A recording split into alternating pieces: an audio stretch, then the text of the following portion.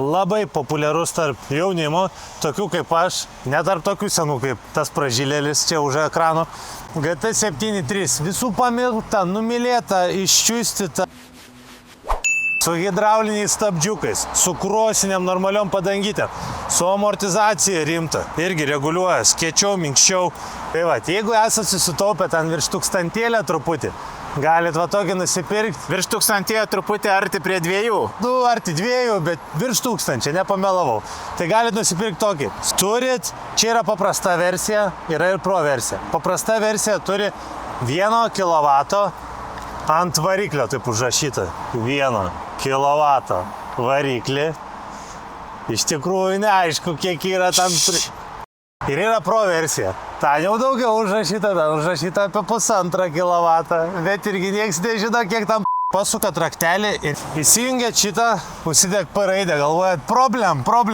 Čia ne problem, čia yra saugiklis, kad turit stabdį paspausti prieš važiuojant. Reguliuoji per kamerą. Dėl to, kad čia freimai nesueina. Turi 3 režimus. Eko, STD, standartą greičiausiai ir turbo.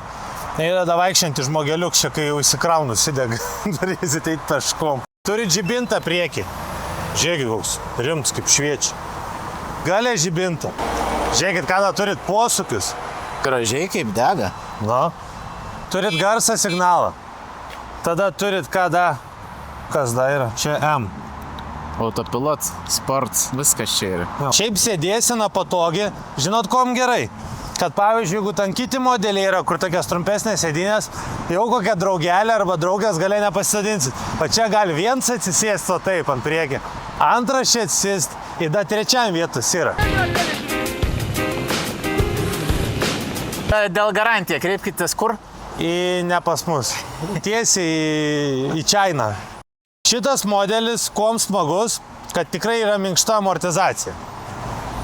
Puikiai veikianti amortizacija. Taip, puikiai veikianti.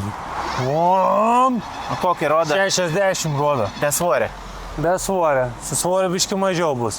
Bet man rodos kažką ten gali fiti-miti, ten gali biški daugiau būtų kilometrų per valandą. Kilovatų per valandą.